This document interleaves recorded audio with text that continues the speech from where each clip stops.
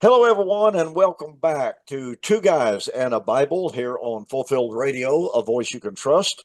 My name is Don K. Preston, and across from me, of course, is William Bell, who has returned from Ghana. And before coming on air, William was sharing with us a little bit, a little bit of the quote excitement unquote of his journey over there.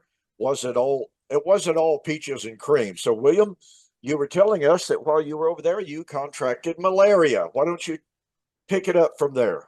Okay, well, let's first of all, that's correct. I went to Burkina Faso.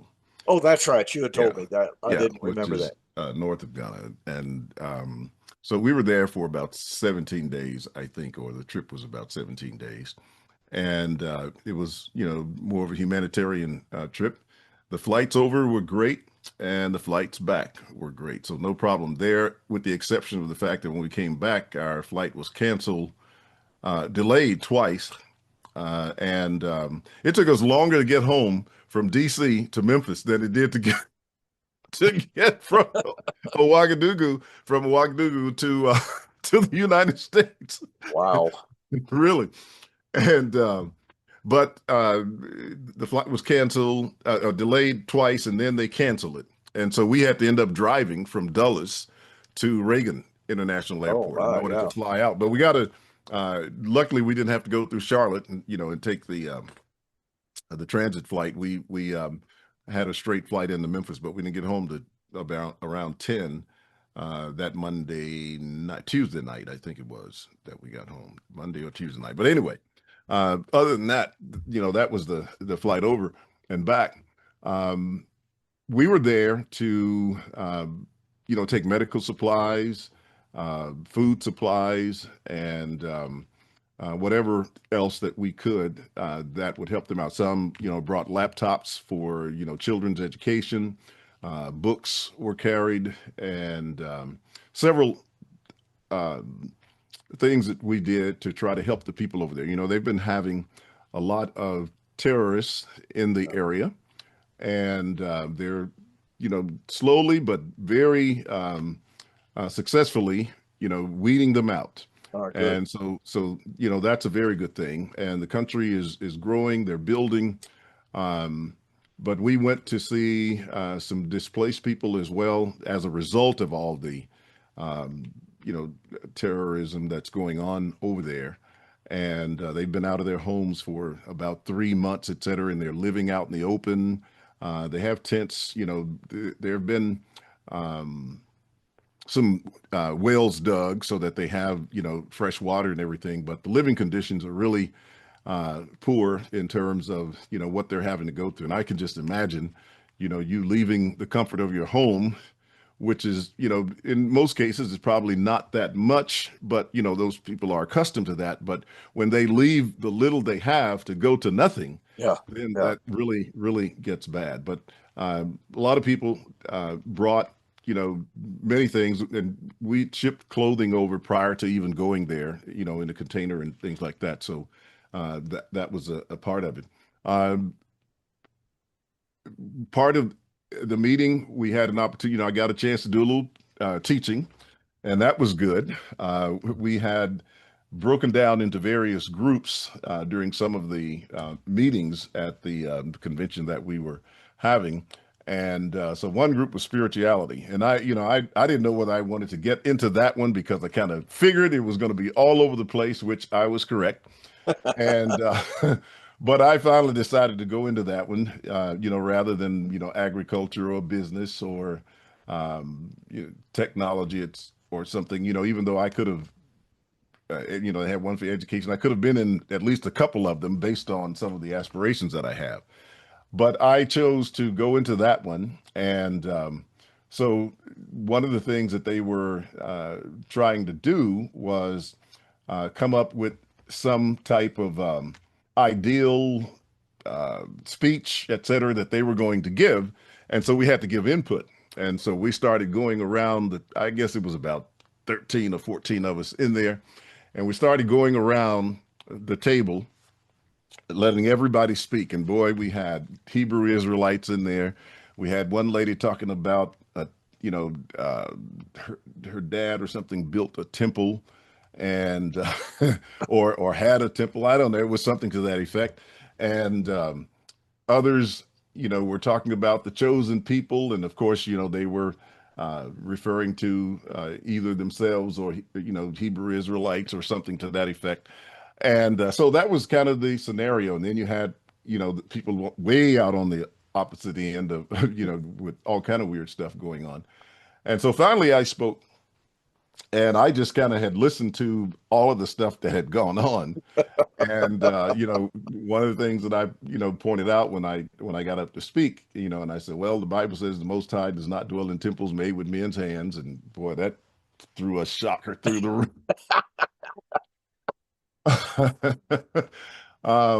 I can't even remember all of it, but everything I said kind of addressed something that had been said. The guy who was leading it was, and oh, they were trying to define spirituality. That was the lead off thing. And so somebody had, I guess, picked up a dictionary, or they went somewhere online and found this new age definition of spirituality, and they wanted to push that over on the group, and everybody was, oh, that sounds so good. And I was sitting there, oh boy, this is not going to work. And so when I got to that part, I just pointed out, that true spirituality is being in covenant relationship with Christ. And one guy who was leading the group, he's actually a doctor. He was Nelson Mandela's doctor. Oh. And he was leading the group, and he seemed to be a bit educated, in terms of theology as well, because he had talked about some Greek and stuff like that, So I felt comfortable talking about the pneumaticos man and the psychikos man, just as an illustration. I didn't go real deep into it. I said that's how the Bible defines it: one who accepts the revelation of God and one who rejects the revelation of God, and left it at that. But they threw that one out when they got ready to present. They chose to use the other one because I guess they thought it was great. But there were a lot of people. There were some atheists in there who didn't want to hear anything about. And I'm asking myself, why are you in the spirituality group? But that's because they view spirituality as something outside of Christianity. It's sort of a generic feel good type of situation, or just anything that you want it to be. And then sort of like New Age stuff. Yeah, New Age stuff. And then, of course, there's the African spirituality concepts there with the Spiritism, and et cetera. So, that was brought up as well. So I was addressing a ton of things in that. And when it was over, I knew that it hurt some feelings while I was in there. And that wasn't what I was trying to do. Leora was sitting beside me, and I looked at her when I was ready to get up, and she said, oh. But, and I wasn't, angry or didn't have the wrong disposition. My tone was good and everything. It was just teaching, just giving them scriptures and reasons, et cetera. And so when it was done, I didn't hear from them. And then the guy who was leading it, he came back and said, man, I really enjoyed some of the things that you said, and several people did, actually. Even the guy who decided to take over the discussion, besides the guy who was actually leading the discussion, even he said that, things were good. But here was what was interesting. We had a second meeting, and so we went in, and here's the time where we come down to crunch time. We have to get our statement because we got to present it to this whole big audience, et cetera.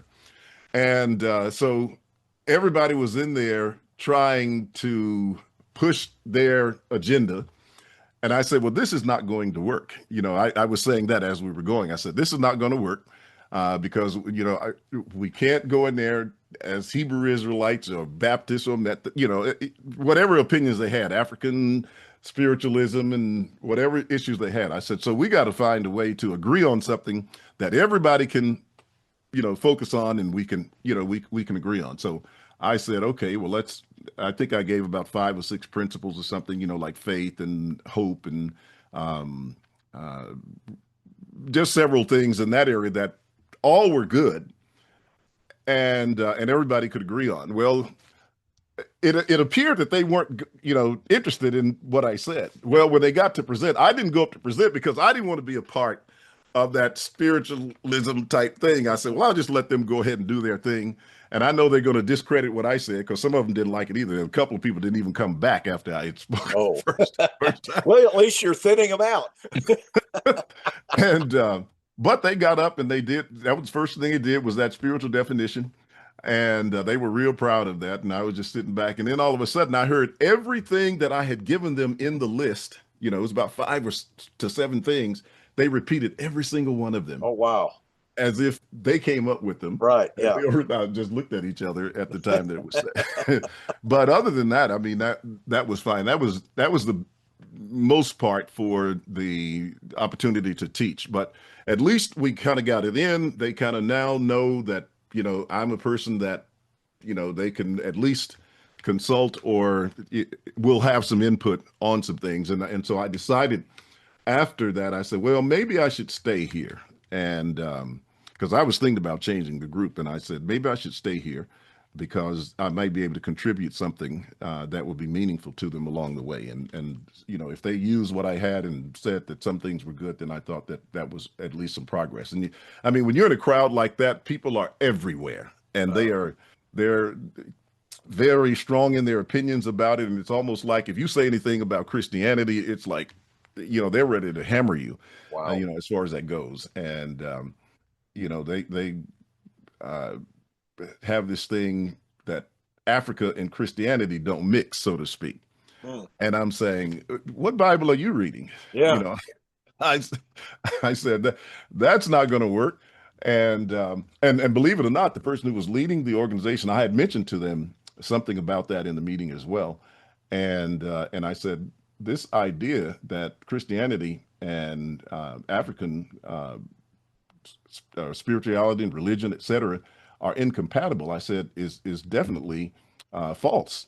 And they didn't mention it. And I told them, I said, I'm going to keep hammering that, you know, along the way. Well, they didn't mention that part of all the things that they said to me. They didn't mention, well, the leader of the whole organization got up and said, okay. And you remember now, I didn't go up. She said, y'all did a good job, but y'all ignored the elephant in the room.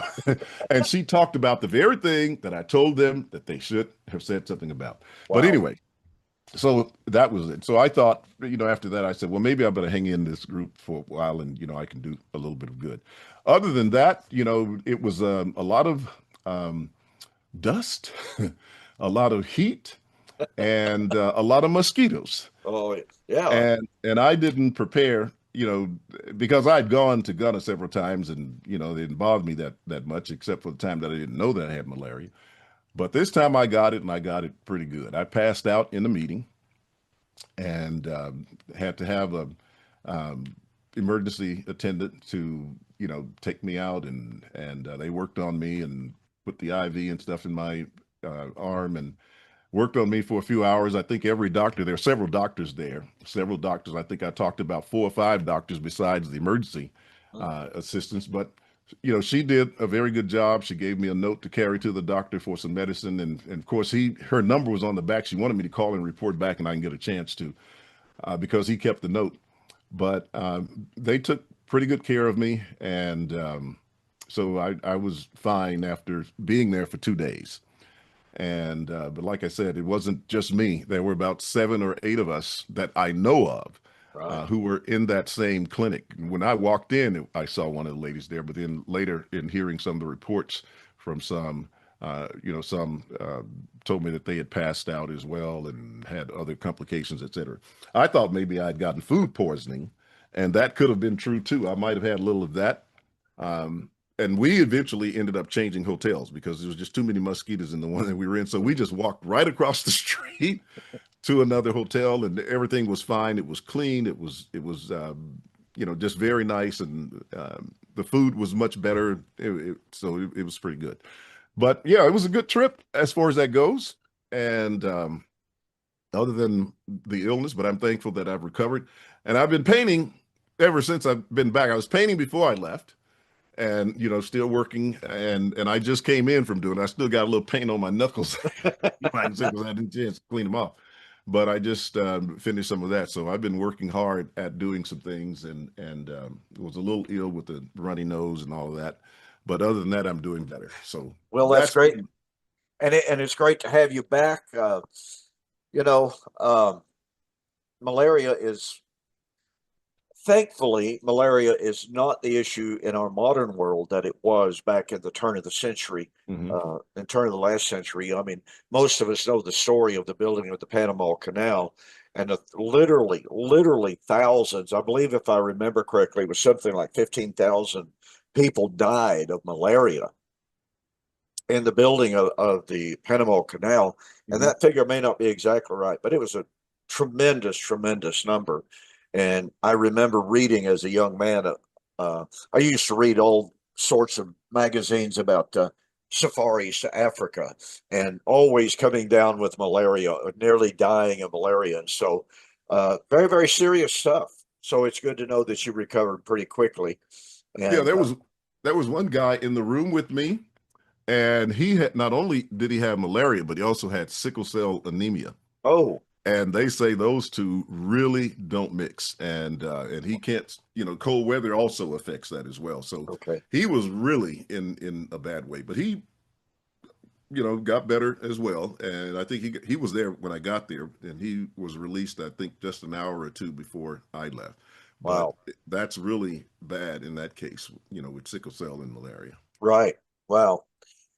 Well, and again, it's great to know that you're better. Of course, I saw your announcement that you weren't going to have a study on Sunday because of sickness, and it kind of crossed my mind at the time. I just wonder if that's malaria, and so here you are. Yeah, yeah. And that's exactly what happened. But great to have you back. Great to know that you had a good trip insofar as the mission was concerned. While you were gone, Larry and I did a program. Rick Calvert did a program with Larry. We continued a little bit through Galatians. And so we can pick up, and Larry and Rick Calvert went through Galatians chapter 4, the great allegory of Hmm. Paul. Uh, and Larry said it's one of his favorite verses, uh, text verses. And I feel the same way about it. I think Galatians chapter 4, and many commentators, by the way, agree with that assessment that not only is Galatians the groundwork for Romans and Paul's eschatology in regard to Israel and Torah and what have you, but it overall it is Paul's foundational statement of faith concerning Torah and Israel and the gospel message and what have you. And so when Paul comes to Galatians chapter 4:22 and following, and he tells us his great allegory, he makes some comments there, William, that have been characterized down through the centuries as almost anti-Semitic. And of course, you and I know that that term anti-Semitic is really inappropriate all within itself. Uh, you're even deeper into that than I am. But the point of fact is, Paul is not being, quote, anti-Semitic. He's just laying out the fact that Israel had her place. She had her place in the Son, but it was never God's eternal purpose that Israel, ethnic Israel, remain as his determinative focus, of his eternal goal. And instead, it was the Abrahamic covenant, Abrahamic inheritance, that was his ultimate goal, and that was to come at the end of Torah, the end of the old law. So, William, with that in mind, give us a few summary statements here so that we can segue on into chapter 5 about the power and the force, the significance, and the meaning of what Paul is saying here in Galatians chapter 4 in his allegory of the two women, the two sons, the two covenants, the two mountains, the two cities, uh, and and the overall impact on our understanding of biblical eschatology. Well, it sounds like that was the summary, pretty, pretty much in terms of what's going on. But I mean, it's just a beautiful story that is used here in this allegory that relates back to what happened in the history of Abraham, Sarah, and Hagar with Ishmael and Isaac. But it characterizes the backdrop of the New Testament from my judgment, and that was the contesting for the inheritance. And you had the children of the flesh, which would have been the natural seed, who were sons of Abraham and felt that they were entitled because of the bloodline of Abraham. And then you had the children of promise, who were the children according to the Spirit that had been born anew, just like Isaac was. And you had, the history of Abraham offering Isaac up. Not only, did he have a birth that was rooted in the power and the promise of God, but he also had a rebirth or a new birth from the dead when he was offered up as a sacrifice. And God, of course, substituted the ram for him. But as the scripture says in Hebrews 11:17-19, that Abraham's faith was that God would raise him from the dead, which the Bible says that he did.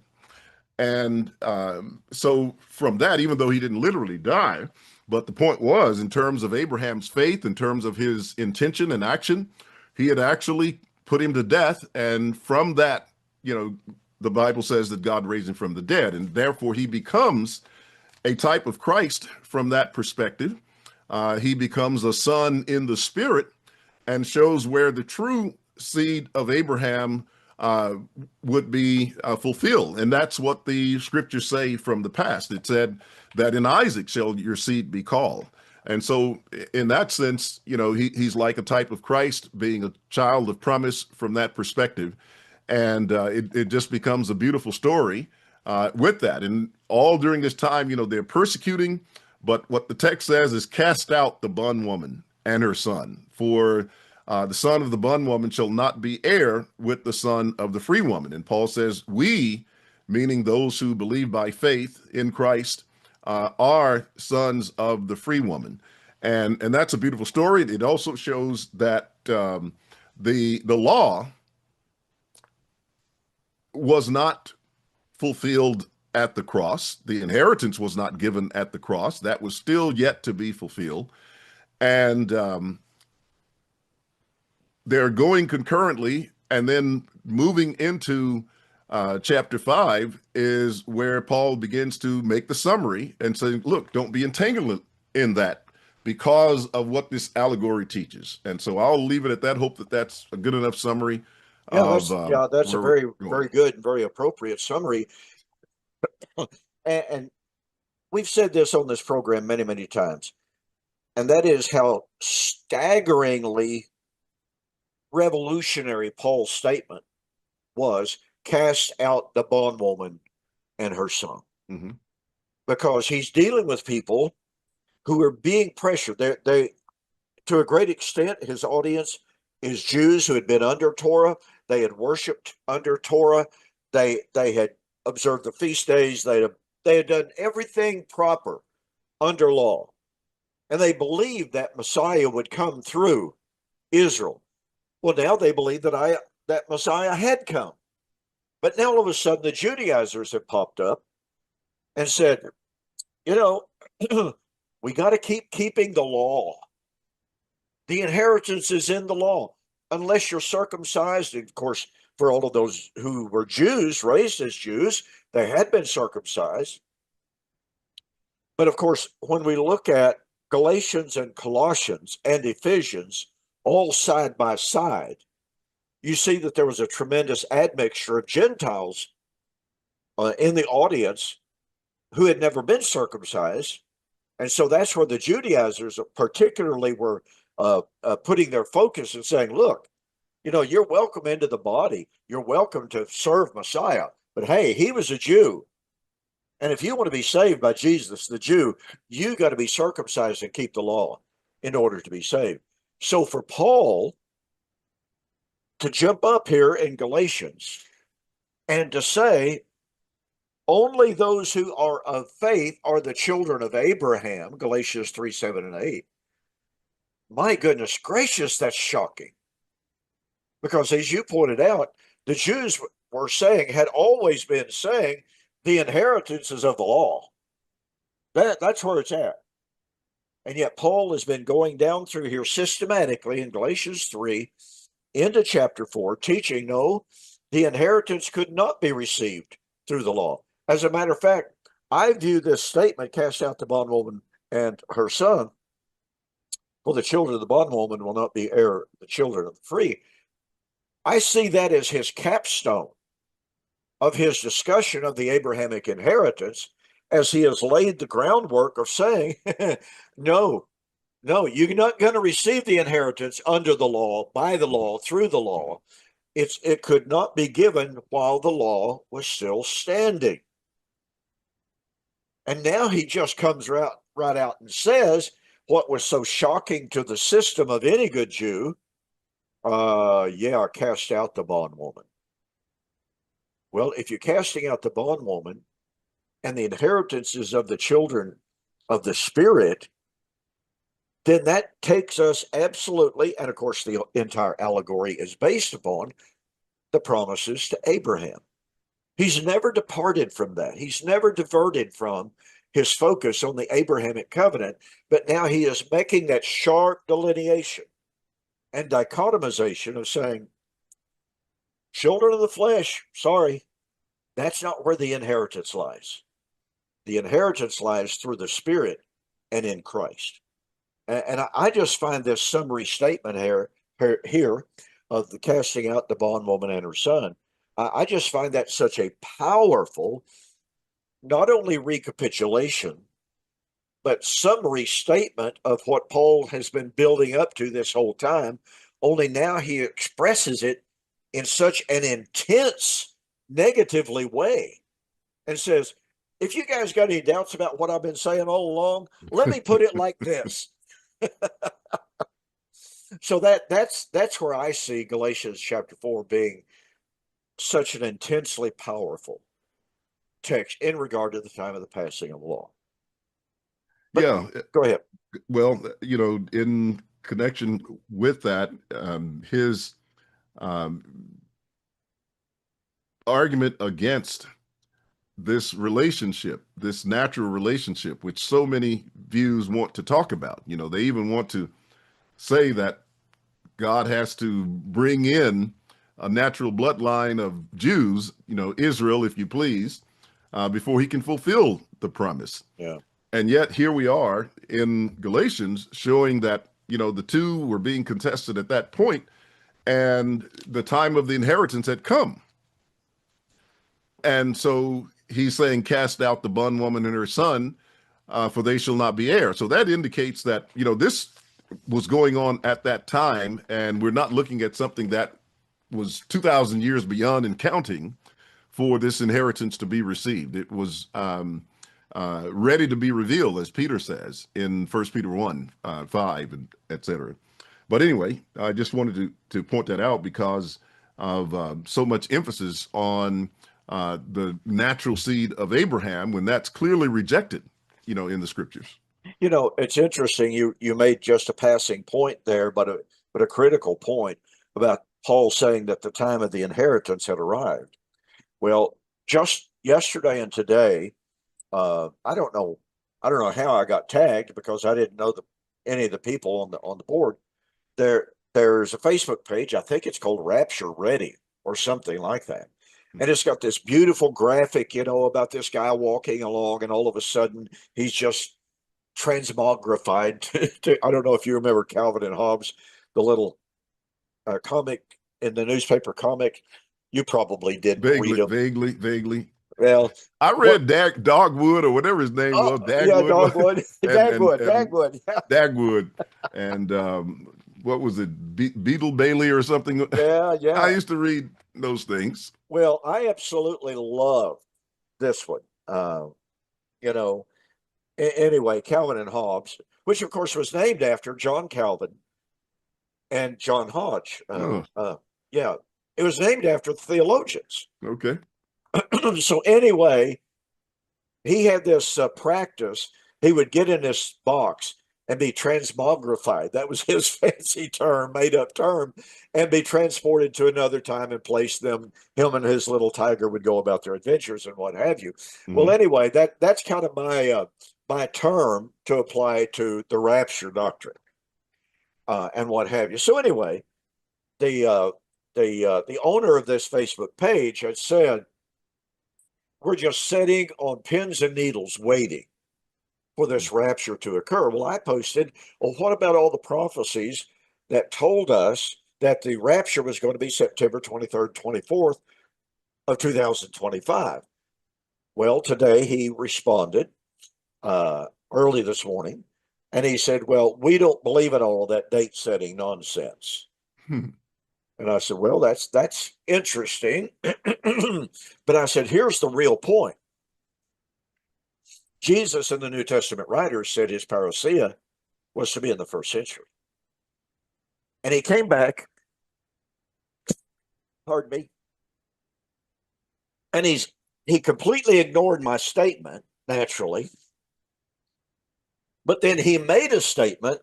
We believe that God's calendar is perfect and he keeps his word on time. So I responded, well, I agree with that. Now let me follow that up. Here's what Jesus and the apostles said 2,000 years ago. It's going to be interesting to see how he responds. I suspect I'm going to get booted off of that Facebook page. I suspect that very, very strongly. But on another line here, William, to shift gears just ever so slightly, I've been involved in a Facebook dialogue, debate, whatever you want to call it, with one of the disciples of Ed Stevens, who absolutely insists that the law passed away at the cross. Now, interestingly enough, just recently he admitted that the law ended for the children of God by faith, Christians, but it continued as a law of condemnation for the unbelievers. And I said, dude, what are you condemning William Bell? Because he brought you into the conversation. I said, what are you condemning William Bell and me for? That's basically what we teach. Well, he didn't like the fact that he had said, well, we agree. So he shifted gears, and I said, you cannot say the law was still condemning the disobedient Jew if the law was nullified and void. You can't say that. Yeah, it's Acts 13, right? That's 13. So anyway, all of this going around and around, and he just absolutely refuses. And I use that term advisedly. I use that term accurately. He refuses to see that there was a process, a period of grace, a period of transition in the first century between the cross and the parousia. He just doesn't get it. Now, I haven't yet, but it's in my head, and it's right up here in front of my head. There's a point in Galatians chapter 4, and folks, believe you me, this has everything in the world to do with the Abrahamic covenant and the time of the inheritance. Because remember, as we just said, from Paul's perspective, the Abrahamic inheritance would come at the end of the law of Moses. It would not come while the law was fully in effect, because you couldn't receive the inheritance through the law. So one of the things, like I said, that's right here in the forefront, here he is saying the law passed away at the cross. Well, William, in Galatians 4:22 and following, Paul gave a very clear, specific reason. Now, I'm not denying that there weren't other tangential reasons associated, but he gives a very clear, very explicit reason for saying that the law was to be cast out. What is that? Let's see now. Very specific reason that the law would be cast out. I know you know the answer. I'm sure I know the answer. I'm trying to figure out what we're looking for. What we're looking for. As it was then, they were persecuting. Bingo. I thought that initially, but I said, no, he's not looking for persecution. Why wouldn't I be? Yeah, but yeah, that was the reason Ishmael was cast out, and he was cast out because there was a contesting over the inheritance. That's exactly right. That's the whole point. Yes. That to me is the whole point. Paul is setting forth these two sons, going all the way back to Abraham, like you said, Ishmael and Isaac were just, there was this dispute. Okay, who's going to be the heir here? Who is going to be the heir? Well, it wasn't going to be through Hagar. God made that abundantly clear to Abraham. But here's the conflict nonetheless between Ishmael and Isaac. And Ishmael, quote, persecuted Isaac, ridiculing him, scoffing at him. We don't know exactly how far that got. But from Paul's perspective, he doesn't need a big, long, lengthy discourse on exactly what Ishmael did. Mm-hmm. He considered it persecution of Isaac. And he says, cast out the bondwoman and her son. Why? Because as it was then, Isaac and Ishmael dispute over the inheritance, dispute over who's the true heir, who is the true son. As it was then, even so it is now, children of the flesh persecuted the children of the free. Well, think about something else as well, and that is Ishmael was the firstborn son. And even though he was born of a slave, according to the Code of Hammurabi, as far as I've understood, that if the father referred to the slave as a son, Right. he was entitled to the inheritance. So here he is in the position as the firstborn to receive the inheritance. And I think, Hagar got a little bit involved in that, probably was throwing it in Sarah's face. And because it was Sarah who brought the issue Here, up. take this woman. Yeah. So, yeah, that was a big part of it. And so he had to be removed in order for Isaac to receive the inheritance. And the persecution was a part of that, as well as the claim that, okay, we are the ones who have the right to the inheritance. And that's exactly what the Jews were saying. That's exactly We're right. here. We're the ones who have the right to it. And yet they were persecuting the saints. So it's the very same thing. The allegory just fits point by point by point. Yeah, and I have said this on so many different occasions, you have too, that the burning issue from Pentecost on, actually during Jesus's ministry on, was who are the true sons and children of God?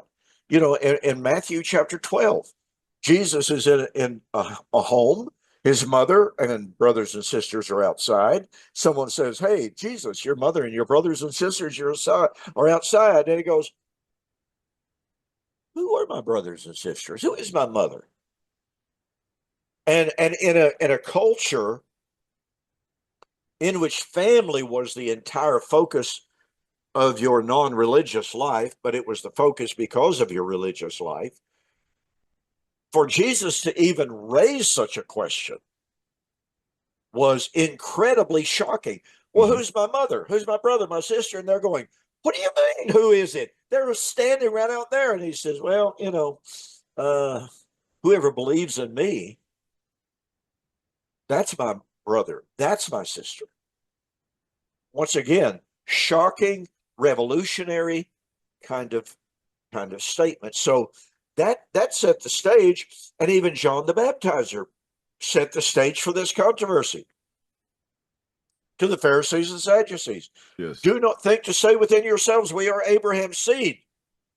For verily I say unto you that God is able of these very stones to raise up children unto Abraham, which he had already done, by the way.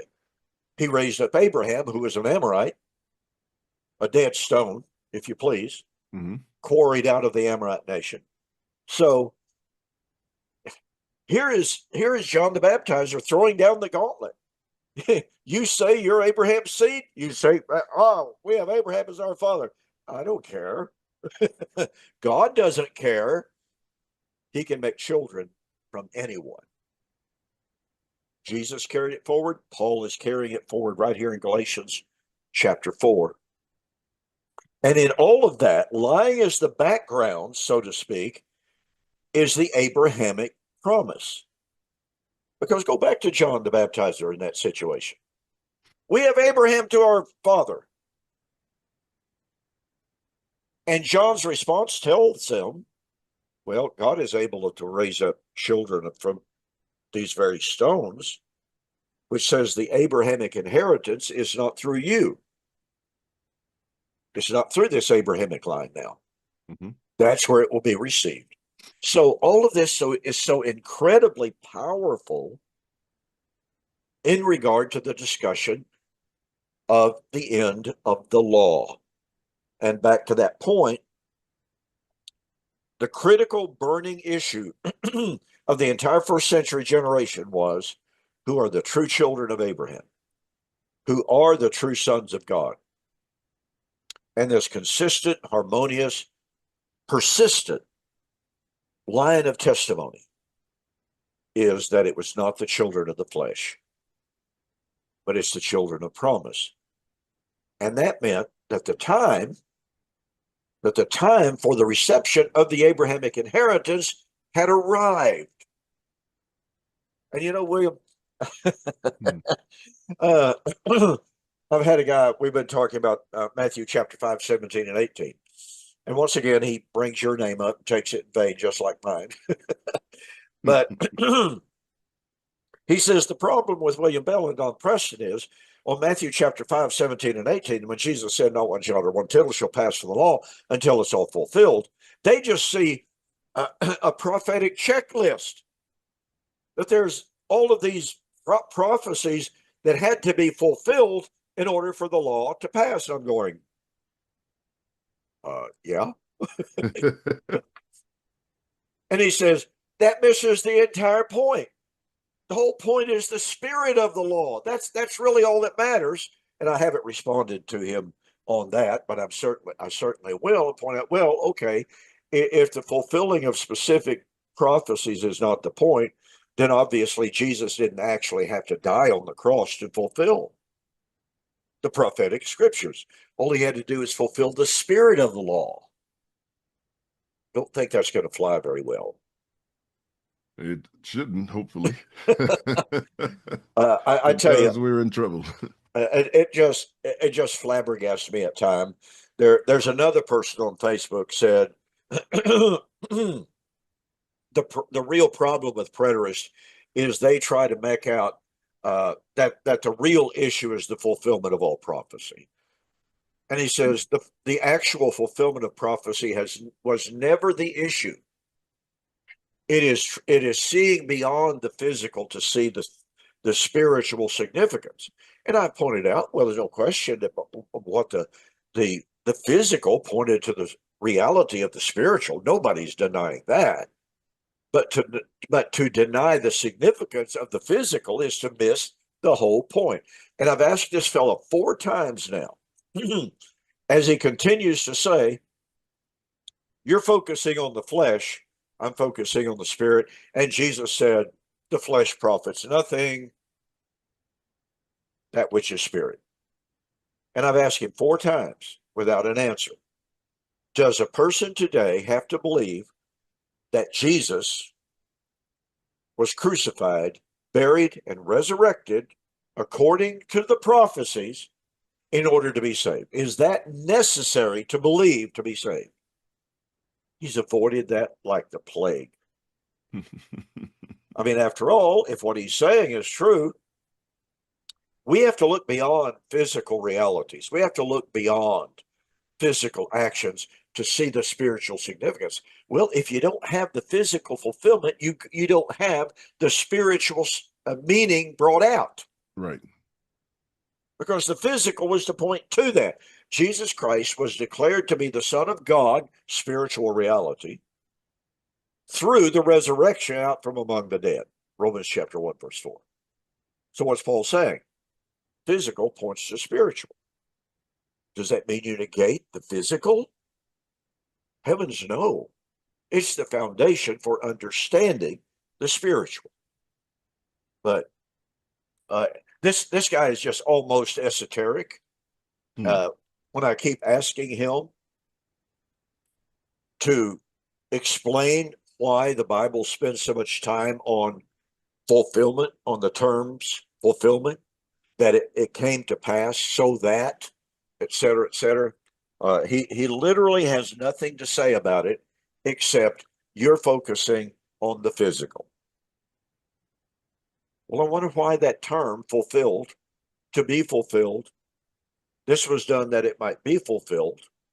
You know, here's a physical, historical action or act, and that those physical acts are given as the proof of the spiritual. So, like I said, uh, uh, it strikes one almost that this fella is just trying to be so esoteric, trying to be so spiritually minded. And he said, well, we spend all of our time trying to prove people wrong. And after several texts back and forth on Facebook, I said, well, it's interesting that you condemn debating, trying to prove what's right and what's wrong. And I said, yet here you are in post after post trying to prove me wrong. What did he say to that? He didn't. Nothing, probably. Nothing substantive. Okay, so any concluding thoughts here, William, on Galatians 4:22 and following? I've got a couple of thoughts that I want to bring in regard to the book of Revelation, but go ahead and give us your summary thoughts. Well, again, I think that it is one of the most powerful passages in the scripture that talks about the coexistence of both the law and the gospel, a point that should not be missed. And it certainly does a tremendous amount of damage to those who want to claim that everything was fulfilled at the cross. If that is the case, then, where do we place the inheritance? The text in Galatians 4 earlier had stated, when the fullness of the time had come, God sent forth his son, made of a woman, made under the law. And that text is in direct connection with redeeming them from the law that they might receive the adoption of sons, that they might receive the inheritance.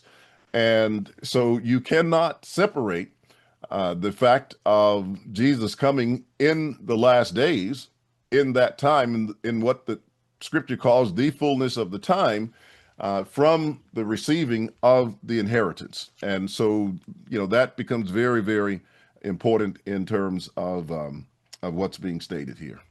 Okay, let's expand this discussion then a little bit, because there are two other books that bring out these same entire lessons in extremely powerful ways. The book of Hebrews chapter 12 particularly. Okay, so we have here in Galatians the allegory of of two women, two sons, two mountains, two covenants. Now, all throughout the book of Hebrews, we have a contrast between Old Covenant Israel and New Covenant Israel. Is that a fair assessment? Yes. Okay. And we have Jesus being set forth as superior. Chapter 1 is greater than the angels. Chapter 2, he's even greater. To chapter 2 and 3, he's even greater than Moses. Moses was a servant in the house of God. Jesus is a son over his own house. Chapter 5, he's 5 through 7 and 8. Christ is a greater high priest, greater even than Moses, greater even than Aaron, greater even than Levite, the entire Levitical system. Chapter 8, he serves in a greater tabernacle. Chapter 9, he's a greater high priest to offer better sacrifices, and on and on and on throughout the entirety of the book of Hebrews. And so in chapter 12, he says, you have not come to mount that might be touched.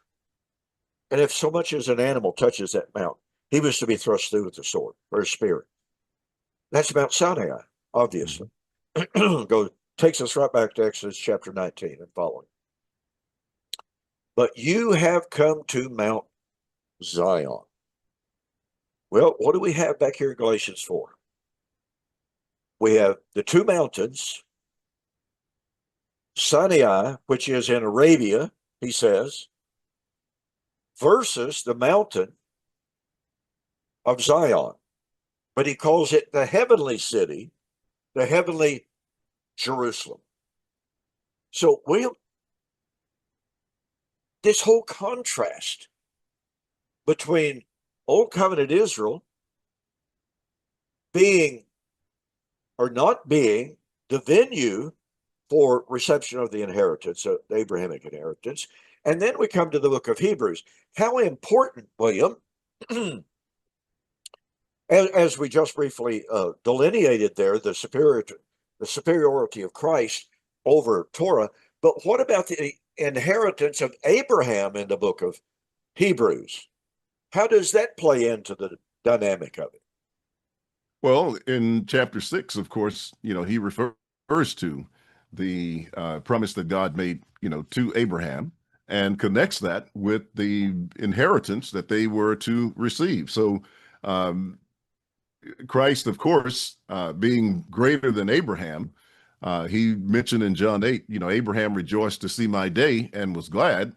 And so from that perspective, but nevertheless, there's this interconnection between them, as he says in Galatians 3, that if you are Christ, then are you Abraham's seed and heirs according to the promise. So Abraham is very important in the promise of God, and in the the contrast with Christ and really any of those who were in the old covenant.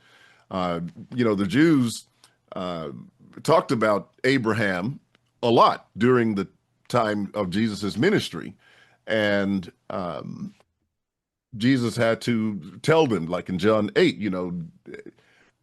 these that you're trying to kill me. Abraham didn't try to do that, etc.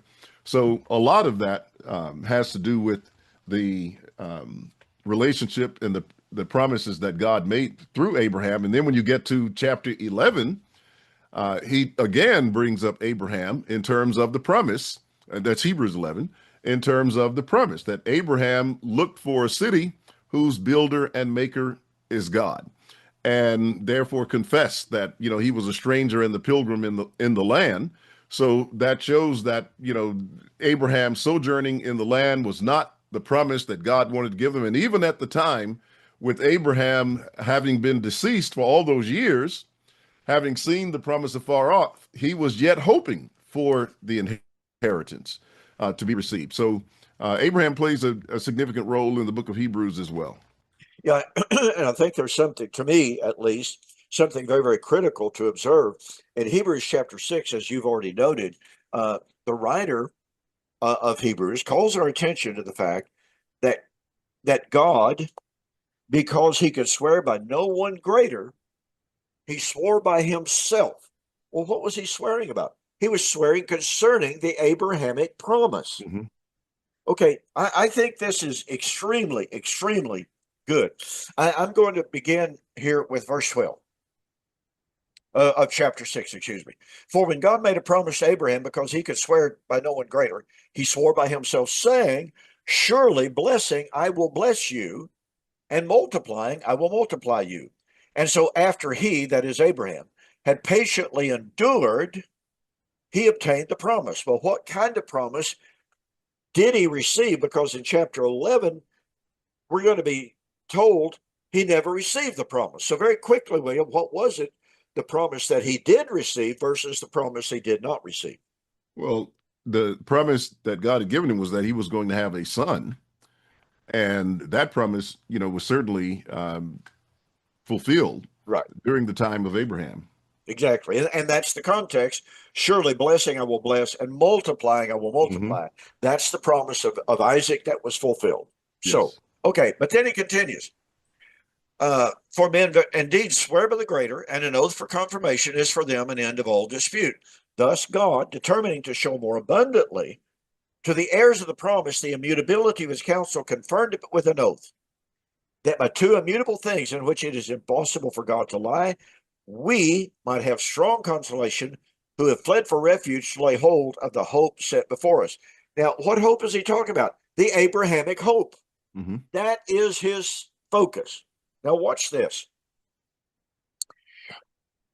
Verse 19, this hope we have as an anchor of the soul, both sure and steadfast, and which enters into the presence behind the veil, where the forerunner, that's Jesus Christ, has entered for us, even Jesus, having become high priest forever according to the order of Melchizedek.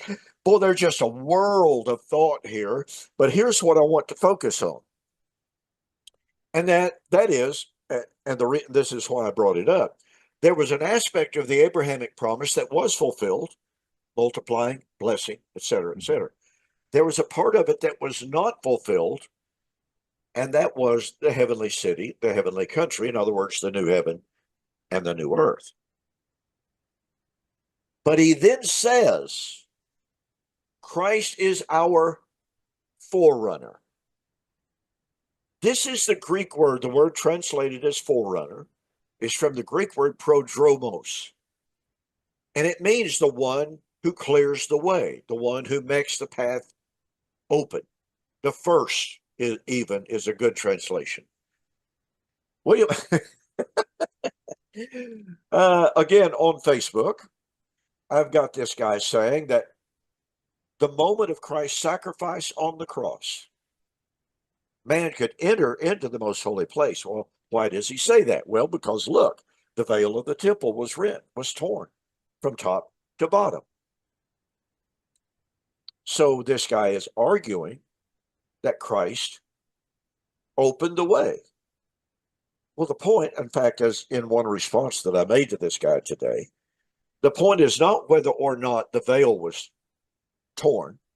The veil is not whether the visualization of the ark or the most holy place was present. The question is, when could man actually enter? I mean, you can have an open door, but you got to go through, and you got to have authority to go through, right? Right. And so, as I have posed the challenge to this fella, to reiterate, it's not a question of whether or not the veil was torn. Nobody's arguing that. Nobody is arguing that Revelation chapter 11, John says, and I saw the temple in heaven open. Well, that word temple there is not naos, meaning most holy place. And John saw there the Ark of the Covenant. Well, that means the veil was gone. Well, that takes us right back to the Gospels where the veil was torn, right? So this fellow says that at the cross, the veil was torn, therefore man had access to it. But wait a minute. Hebrews 9 says, as long as the old covenant stood valid, and I literally couldn't believe what this fellow said in one post today. He says, Preston, you're just simply wrong to say that the word standing there means having standing. It means literally standing. And he said, oh, by the way, you misquoted the text. You quoted it, the Holy Spirit indicating this, that the way into the holiest is not yet made manifest while the first tabernacle. And he said, you say the first covenant. It's not first covenant, it's the first tabernacle. And his argument was, therefore, while the first tabernacle still stood, there was no access. But when the first tabernacle no longer stood physically, then there was access to the most holy place. I don't know of an argument that could be more self-destructive. When was the first tabernacle removed? When did the first tabernacle actually cease to stand? During the time of the Babylonian captivity or the Babylonian destruction. Actually, it was before that. At the time of Shiloh, is that the? No, at the time of the Solomonic temple being established and firm, the tabernacle was never established again. Okay. Yeah. So according to this guy's argument, what the writer of Hebrews is saying, as long as the first tabernacle stood physically standing, there was no access to the most holy place, which means once that first tabernacle, the literal physical tabernacle, is removed, there's access for man into the most holy place. Well, I wonder why Christ had to be the first to enter it then. He hadn't answered that. I don't much think he will. Neither do I. Okay, so this entire thing, and we want to get into that because we want to develop Hebrews a little bit more, but there's another book that likewise has two women, two mountains, two covenants. The casting out of one, the reception and entrance into the most holy place, of the other. We'll do that next week, Lord willing. Thanksgiving is coming up. What day? Oh, Thanksgiving is actually on a Friday, Saturday, whatever. What is it? I thought it was always on a Thursday. Oh, that's right. It is. It's on a Thursday, so that won't affect us. Okay. Don't Well, anyway. confuse me. Yeah. Oh, look, I have to ask Jan almost every single time. Okay. Well, William, great to see you again. Great. You got back safely. Glad to know you recovered from your malaria. Folks, thank you for joining us for this evening's Two Guys in a Bible here on Fulfilled Radio. With that, I will say good night. God bless. Good night.